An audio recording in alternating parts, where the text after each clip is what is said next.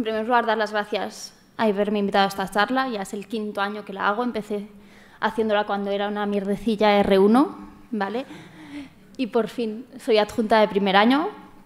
Entonces, mi visión ha cambiado un poquito. Supongo que tengo una visión más global. Después de haber pasado los 4 años, os puedo dar más críticas de las que os podía dar entonces. Supongo que algún punto positivo más, pero sobre todo más críticas, que es importante también, porque a veces las partes buenas se explican muy bien, pero las partes negativas se quedan ahí atrás y es importante saberlas de antes para saber si esas partes negativas te compensan o no te compensan. Mi especialidad en una palabra, pues la verdad es que es difícil definir precisamente esa especialidad que abarca tantas cosas en una sola palabra. Y como dicen, una imagen vale más que 1000 palabras, pues aquí la tenéis. Los ginecólogos somos un poco multitareas, hacemos 1000 cosas, abarcamos 1000 campos.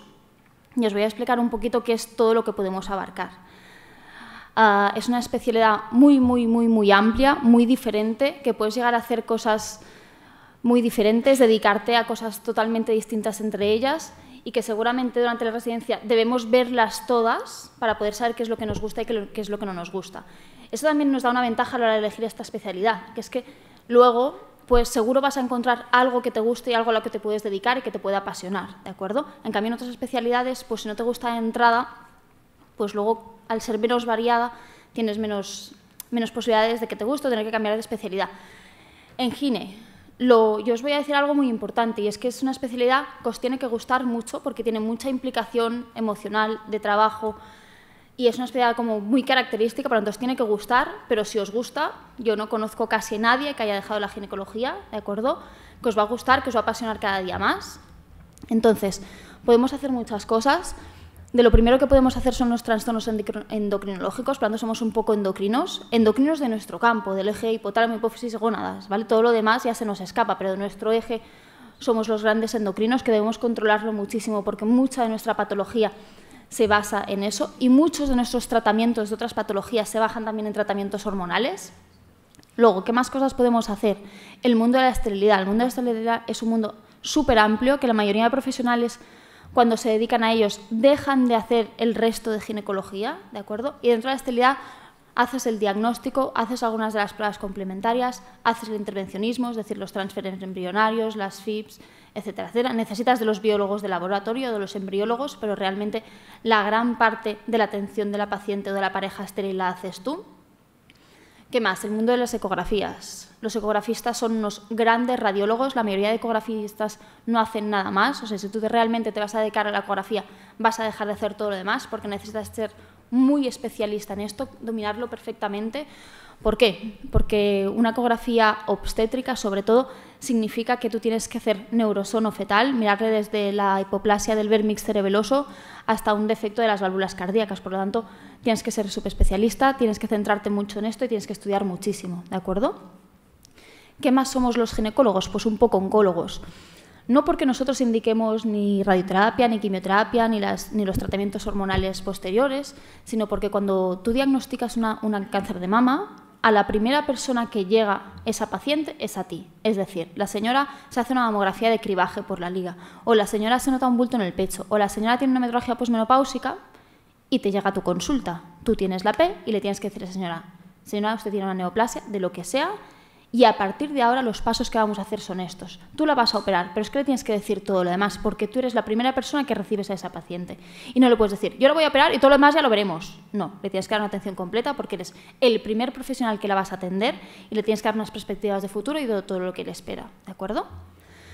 La cirugía ginecológica.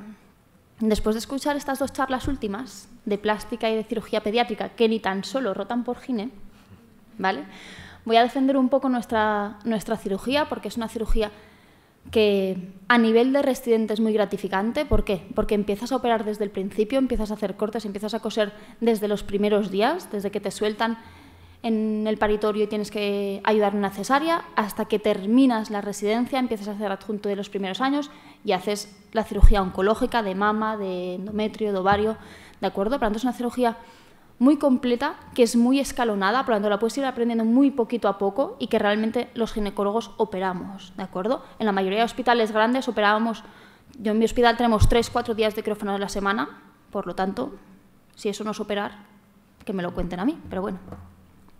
Aquí lo dejo. Lo digo porque cuando tú empiezas o eliges esta especialidad o la visión que se tiene externamente, sobre todo de los no profesionales, es una especialidad que se dedica o a las revisiones o a los partos. Y esta parte quizás es una parte que se conoce menos, pero que luego os va a ocupar mucha parte de vuestra práctica diaria. Eso quiere decir que si vosotros no sois quirúrgicos, no os atrae el quirófano, la ginecología y la obstetricia, durante 4 años lo vais a pasar mal. Porque sí que es verdad que luego os podéis dedicar a la ecografía, luego os podéis dedicar a la esterilidad, pero durante 4 años vais a pisar muchísimo el quirófano, ¿de acuerdo?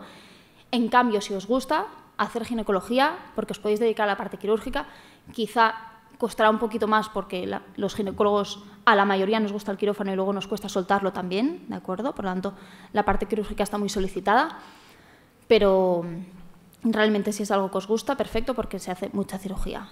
Los partos, que os voy a decir de la parte obstétrica de nuestra especialidad, es nuestra sede, como si dijéramos el paritorio, es lo que más tenemos que controlar, lo que más tenemos que saber, en lo que más nos tenemos que formar. ¿Por qué? Porque realmente muchos nos vamos a dedicar solo a las guardias, porque tal y como está el futuro laboral, pues eso es lo que hay.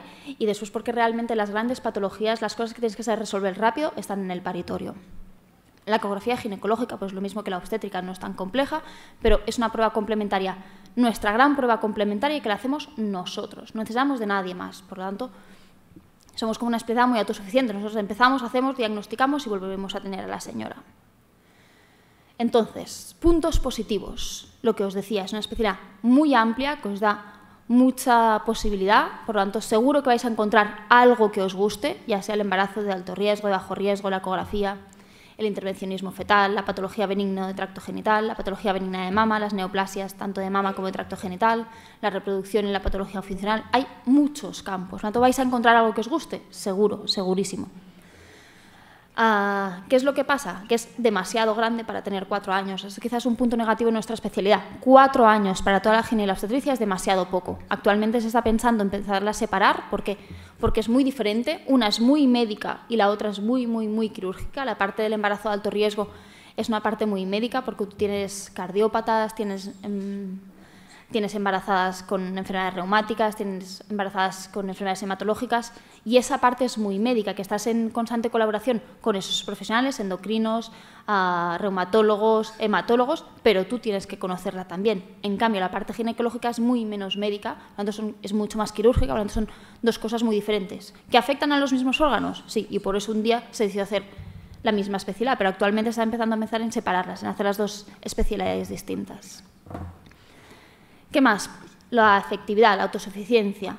Esto es algo que es un perfil de persona, ¿de acuerdo? Los ginecólogos tenemos tendencia a ser muy prácticos, a decir, a mí me gusta que llegue la señora a mis urgencias, que yo le pueda hacer la anamnesis, le haga la prueba complementaria, decido qué tratamiento le hago, ya sea médico, quirúrgico, la opero, me la cito a mi consulta y yo le hago el seguimiento. Que no necesite de nadie. Que eso yo lo veo un punto positivo, y la mayoría de ginecólogos, por el perfil que tenemos, que somos muy prácticos y muy resolutivos, nos gusta esa manera de trabajar. Que a alguien no le gusta no significa que sea un punto negativo, sino simplemente, pues, esa especialidad quizá no se ajusta a su perfil de persona. ¿De acuerdo? Luego, ¿qué más? Salidas profesionales. Pues por suerte os puedo decir que mi especialidad es una especialidad con mucha salida profesional. Hoy están las cosas como están y no podemos decir que nos vamos a colocar todos con un buen contrato, pero sí que es verdad que la mayoría de ginecólogos terminan la residencia y en un sitio u otro, haciendo más horas, menos horas, haciendo más guardias o menos guardias, tienen trabajo. ¿Por qué? En primer lugar, porque la mayoría de hospitales, desde el comarcal más pequeñito, tiene ginecólogo de guardia, presencial o localizado, pero tiene ginecólogo de guardia. Por lo tanto, un contrato de guardia se puede encontrar en muchos sitios. Segundo lugar, la privada de ginecología es una privada potente, es una privada con mucho volumen y que además se hace muy bien hecha. Por lo tanto, ahí tenéis una salida profesional que quizá en otras especialidades no se hace. Y aquí voy a defender un poco nuestro trabajo, y es que actualmente a nivel de sanidad pública el ginecólogo a nivel de revisiones, control del embarazo normal, se está desvinculando, lo hacen totalmente las comadronas, pero las pacientes muchas veces necesitan ese control médico y lo hacen en la privada. Por lo tanto, hay que intentar recuperar ese papel en el embarazo incluso de bajo riesgo o en el cribaje, pero mientras tanto, pues eso hace que la privada suba. Pues nos vamos a aprovechar de eso y vamos a aprovecharnos de la privada. Luego, a nivel profesional también tienes como dos vertientes muy diferentes. a la mayoría de ginecólogos cuando salimos, supongo que si hago la charla con 60 años lo veré diferente, pero actualmente como tengo 30, pues cuando sales prefieres la caña, la marcha que tiene un hospital, ¿de acuerdo? Como os he dicho antes, somos una especialidad muy práctica, muy resolutivos y nos gusta trabajar mucho. Entonces el CAP lo tenemos como un poco aparcado, que eso me he dado cuenta que en otras charlas quizá lo había dejado ahí y que no es menos importante. Los ginecólogos también están en los ambulatorios, hacen la patología benigna de bajo riesgo, llevan los embarazos de bajo riesgo y eso también es una salida profesional no descartable. Además hacen todos los cribajes. Gracias al cribaje del ginecólogo se salvan muchas señoras y ha cambiado mucho la esperanza de vida gracias a las neos de mama o las neos de cervix. Por lo tanto es una parte que no podéis despreciar, que os podéis dedicar a eso también. Quizá ahora mismo no, y con la edad que tenéis la mayoría no pensáis en eso como salida profesional, pero ya llegará el día que tengáis 50 años y estéis hasta las narices de las guardias, de correr y de los puros. Pues ahí está una salida también. Puntos negativos. Las guardias. Las guardias de gine son horrorosas. Lo son, lo serán y lo van a ser siempre. Así de claro, no os puedo defender las guardias y decir que las guardias son guardias buenas o que eres adjunto y son mejores, pues no, mentira. Duermes más, pero tu coronaria y las canas van aumentando exponencialmente a medida que más adjunto eres, ¿de acuerdo? Porque la responsabilidad y los puros que se pasan en ginecología pues siguen siendo y serán toda la vida. ¿Por qué son guardias duras? En primer lugar, porque los partos no tienen horario. Pueden ser de día, de noche, cuando les dé la gana. Y tú a una señora no puedes decir, mire señora, cierre las piernas, se apriete fuerte y ya vendrá a las 7 de la mañana en ayunas. No. Pues si la señora viene de parto a las 2 de la mañana, pues muy bien señora, pase, que la vamos a atender. Pues ¿qué le vas a hacer? En segundo lugar, porque las urgencias de gine son urgencias vitales, muy rápidas, ¿de acuerdo? Que tú puedes llevar toda la noche atendiendo partos, urgencias, chorradas, y cuando son las 5 de la mañana y crees que te puedes acostar, pues llega un prolapso de cordón. Y un prolapso de cordón quiere decir que desde que entra la señora por la puerta hasta que sacas el niño, tienen que pasar 2 minutos. Por lo tanto, corres tú y corre todo el mundo. ¿De acuerdo? Por lo tanto, físicas, que se había dicho en algún lugar, bueno, físicas, si correr de la puerta al quirófano es físico, pues bueno, pues físico, pero sí que realmente quizás son guardias más duras a nivel de estrés, ¿de acuerdo? Que tienes que saber responder muy rápido a la urgencia, tienes que hacerlo lo más rápido posible y lo mejor posible. ¿Por qué? Porque tienes 2 vidas que están jugándose en ello, ¿de acuerdo? Las guardias. Lo bueno que tienen es que se libran, las guardias de gine se libran en un alto porcentaje de hospitales y en los que se libran es porque los residentes son tontos, así de claro os lo digo. Se luchó muchísimo para librar estas guardias porque es inhumano que después de haber dormido 1, 2, 0 horas o 30 minutos te quedes trabajando. Eso no quiere decir que un día hay un quirófano que me gusta y yo me quedo a ver el quirófano. Perfecto, te sientas en un tamborete, te pones la tele de la laparoscopia y lo miras. Perfecto.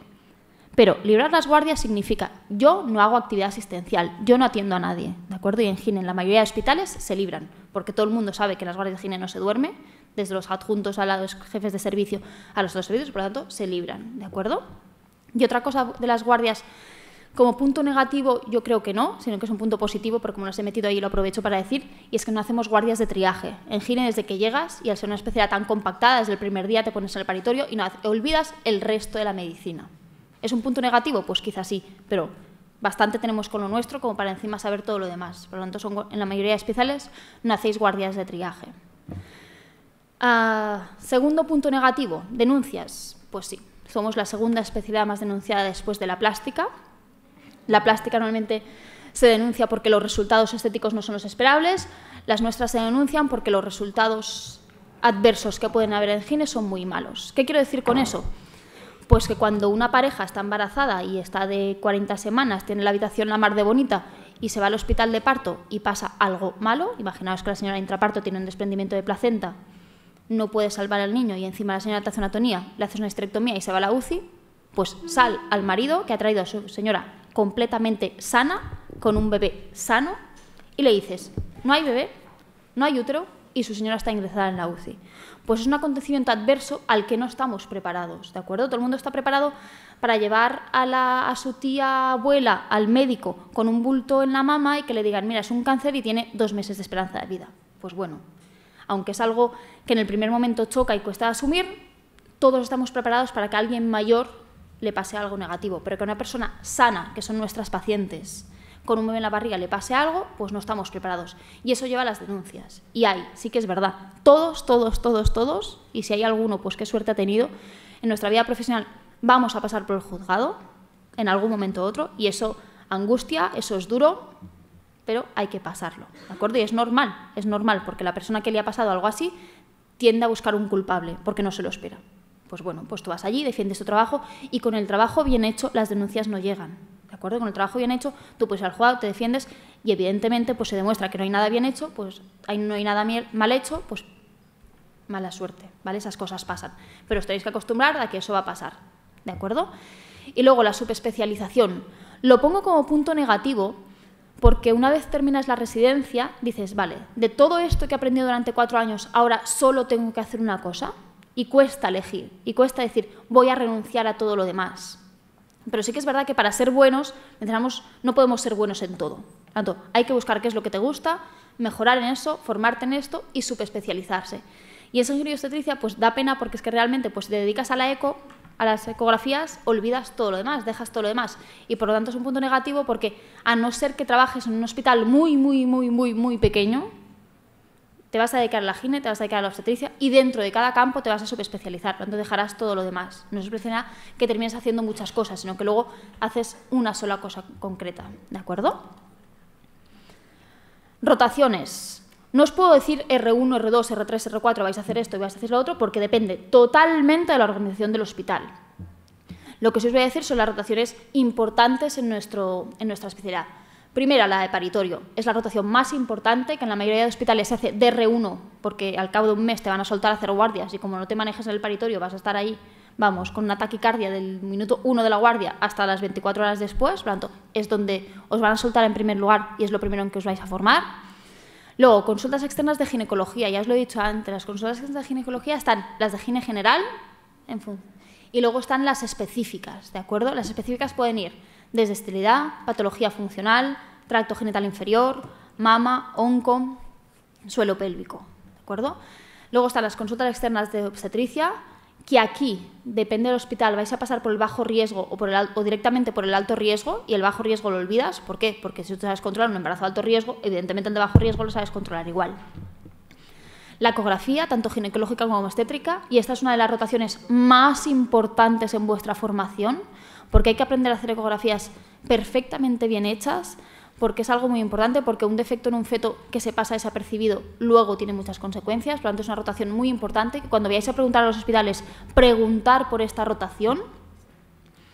El quirófano, os lo he dicho antes, empiezas desde el minuto 1 haciendo quirófano y es un aprendizaje muy progresivo que vas haciendo empiezas con los legrados, las cesáreas, los bartolinas, las cosas pequeñitas, vas subiendo, histerectomías, abdominales laparoscópicas, quistes de ovario, miomectomías, etcétera, etcétera, hasta que llegas a la parte oncológica, que durante la residencia quizá no vais a hacer una linfadenectomía axilar o una linfadenectomía paraórtica, evidentemente, no os van a dejar tocar los ganglios al lado de la aorta, evidentemente, pero es algo que vais a ir viendo y que vais a ir poquito a poco aprendiendo si os dedicáis a esto. Luego, atención primaria, lo que os he dicho, no siempre se pasa por ello, la planta, que es algo que no es una rotación en sí en la mayoría de hospitales, sino que la vais pasando pues, viendo vuestras señoras operadas, las señoras que han parido o las gestantes, y luego las rotaciones externas. Esto es importante porque depende de cada hospital, os permitirá hacer unas rotaciones externas en un hospital donde falte lo que tú tengas o realmente la que tú elijas. Preguntarlo esto también, ¿de acuerdo? A la hora de elegir ¿hospital grande? Sí. ¿Por qué? Primero, porque como más volumen veas durante la residencia, más cosas aprenderás y después más casos complejos aprenderás. Los hospitales pequeños pues derivan muchísimas cosas y por lo tanto eso que derivan tú no lo vas a ver. A lo mejor sí que es verdad que puedes decir, bueno, yo me voy a un hospital pequeño porque mi nota no da y haré la rotación externa, evidentemente, ¿vale? Pero a la hora de elegir, vuestra nota os da para elegir, pues hospital grande, porque durante la residencia, como más veáis de volumen y como más patología veáis, todo eso que tendréis, que habréis aprendido y que habréis visto a manejar para vuestra vida futura. Luego, hospital obstétrico más que ginecológico. Pues sí, porque a no ser que tengáis muy claro que os vais a dedicar a la ginecología, tiene que ser un hospital obstétrico. ¿Por qué? Porque los grandes puros, los grandes malos ratos, las cosas de correr están en obstetricia. Por lo tanto, eso es lo que debéis saber manejar cuando salgáis de la residencia. Y todo lo demás, la linfa aórtica, si tengo que hacer, me tengo que dedicar a la mama, ya lo iré aprendiendo. Pero lo que no podéis permitir es que la parte obstétrica, donde están las grandes urgencias, no las sepáis manejar. El paritorio. Es importante cuando vayáis a preguntar hospital que preguntéis el número de partos anual que tiene y cuántos residentes hay por año y que hagáis esa división. ¿A cuántos partos nos toca? ¿De acuerdo? Luego, ¿qué más tenéis que preguntar? Si hay comadronas, si hay GIRS, si hay residentes de comadronas o no hay. ¿De acuerdo? Y luego, ¿cuántos adjuntos hay por guardia? ¿Cuántos residentes hay por guardia? ¿Qué hace el residente en los partos, en los forceps, en las cesáreas? Para ver realmente qué es lo que dejan hacer. El gine creo que es una especialidad que dejan hacer bastante, o sea, que hacéis enseguida, no es como en otras especialidades que vas a ver y tocas poco. En gine tocas enseguida, pero es que esta es la base de nuestra especialidad, es una especialidad muy manual y realmente empiezas a tocar desde el principio. El quirófano. Del quirófano, ¿qué es lo que debéis preguntar? En primer lugar, la parte de cirugía, la laparoscopia que hacen, porque hay que hacer mucha laparoscopia, porque en los tiempos que corren ya no se puede hacer una ligadura tubárica haciendo un fanistel en la señora, por lo tanto hay que hacer la laparoscopia, tienen que ser hospitales potentes en la laparoscopia, tienen que hacer la mayoría de patología benigna para la laparoscopia y la oncológica pues depende de la parte. Como más hagan, mejor, todo eso que vais a aprender. ¿Cuál es el precio que tenga la laparoscopia? Que normalmente el residente toca menos, ¿vale? O en quirófano hace menos manos, pero realmente en los tiempos que corre hay que hacer la laparoscopia, ¿de acuerdo? ¿Qué más hay que preguntar en quirófano? ¿Quién hace la mama y quién hace el suelo pélvico en ese hospital? ¿Por qué? Porque la mama también, la parte quirúrgica la pueden hacer los cirujanos. Y aquí voy a defender mi especialidad. ¿Qué sentido tiene si los ginecólogos diagnosticamos y luego seguimos que la parte quirúrgica la hagan los cirujanos? Poca. Por lo tanto, intentar ir a un hospital donde la mama la llevemos los cirujanos. No se ha enterado. ¿De acuerdo? Segunda cosa, suelo pélvico, la pueden llevar los urólogos o realmente podéis estar en colaboración con los urólogos, pero sobre todo que la parte ginecológica también haga suelo pélvico, ¿de acuerdo? Aunque la hagan conjuntamente, pero que no se la lleven todos los urólogos.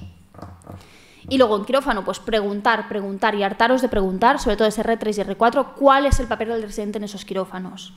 Porque en gine hay que hacer manos, hay que operar y por lo tanto es un hospital que os tienen que dejar. ¿Qué pasa a veces? Que los adjuntos jóvenes, me incluyo ahí, ¿vale? Nos estamos formando, por lo tanto, un hospital con muchos adjuntos jóvenes dejan operar menos. ¿Qué os voy a decir? Porque sí, tenemos que hacer manos también. Por lo tanto, preguntar realmente cuál es el papel del residente en cada hospital. Luego, la docencia y la investigación. Eso depende del perfil de cada persona. No os puedo decir que vosotros queréis hacer la tesis, publicar muchísimo, pues preguntar. En cambio, hay gente que dice, no, pues yo prefiero hacer... Como mi residencia dura 4 años, y es el problema de la gine, que es tan corta, dices, yo prefiero hacer la máxima actividad asistencial y la docencia y la investigación ya la haré, pues perfecto. Que no, que dices, no, es que a mí me interesa hacer la tesis durante la residencia. Pues entonces preguntar en el hospital si el hospital os dará facilidades, os ayuda a hacer la tesis, ¿de acuerdo?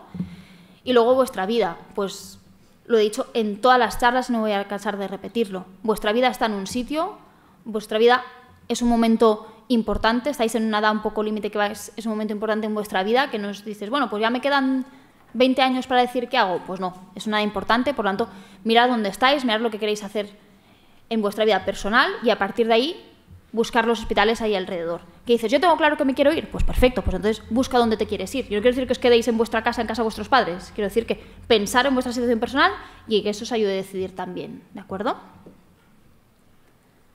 Ranking. Simplemente no me veo capaz de hacer un ranking a nivel nacional. ¿Por qué? Porque no conozco los hospitales, porque no he ido a preguntar, por lo tanto, no os puedo engañar. Por lo tanto, os voy a hacer más o menos el catalán y, como otros años he hecho, lo he clasificado como en 3 grupos. Los grandes mastodontes, que son Clínica y Vallebrón, y aquí alguien me puede preguntar por qué no he puesto Nivelvich en San Joan de Déu, y es porque para mi criterio, uno es un hospital ginecológico y otro es un hospital obstétrico. Sí que es verdad que la residencia es mixta, los hospitales de San Juan de Dios se van a Elviche y los de Elviche se van a San Juan de Dios, pero a mí no me parecía lo suficientemente completo estar en un hospital solo ginecológico o solo obstétrico, ¿de acuerdo? Por eso lo he puesto en el segundo bloque. Luego están los hospitales grandes que tienen un volumen suficiente de partos, con un servicio de neonatología que acepta muchísimas cosas, que no deriva casi nada, con los suficientes quirófanos y con la mayoría de requerimientos que tiene nuestra especialidad, que son todos estos. ¿Cuál es mejor de ellos? Pues depende de dónde vivas, depende del feeling que te dé, de cuando vayas a preguntar, de cómo están los residentes de los años anteriores. Y esto lo único que os puedo decir es que preguntar, preguntar, preguntar y cansaros de preguntar. Por teléfono, por mail, ir a los hospitales, pedir los correos de los residentes, siempre R3 y R4, ¿vale? Porque los R1 están muy sesgados, tanto R3 y R4 sí puede ser. Y luego haceros vuestra lista, porque no deja de ser vuestra lista, porque si miras los números puedes decir, por ejemplo, ¿sabes? ¿Por qué en mi hospital se eligió un 944? Pues seguramente porque la persona que escuchó, aparte que escuchó mi charla del año pasado y le gusté mucho, ¿vale? Pues su hermana vivía en Tarragona, pues perfecto. Por lo tanto, los números son una guía, pero tiene que ser vuestra lista, que no os impresionen los números, ir a preguntar y con todas las cosas que os hemos dicho que tenéis que tener en cuenta a la hora de elegir hospital, haceros vuestra lista y esto es importantísimo, ¿de acuerdo? Y luego ya en el grupo 3 están los hospitales quizá un poquito más pequeñito, que tienen, para mí, demasiado poco volumen, que derivan demasiada patología y por lo tanto no nos interesa. ¿Qué eso no quiere decir? Es que mi número solo me da para ir ahí. Pues perfecto, pues vete ahí, ¿vale? No repitas el MIRSI, porque son buenas formaciones. Lo que pasa que de entrada, si tienes número suficiente, pues que esa no sea una de vuestras primeras opciones, ¿de acuerdo? Va a ser un día difícil, elegir hospital es muy difícil. Nadie os puede decir si es mejor una cosa que otra. Para poder decir que si es una cosa mejor que otra, deberíamos vivir 20 vidas, ir a 20 hospitales diferentes y hacer la residencia en 20 hospitales diferentes. Entonces yo os podría criticar un hospital y alabaros otra. Como eso no es posible, estéis donde estéis vais a estar bien, os vais a formar bien y vais a poder tener una buena vida profesional, sobre todo en esta especialidad que veréis que os va a apasionar, que cuando os vais a dedicar a ella no querréis hacer otra cosa. Pues nada, que os vaya muy bien, muchísimas gracias.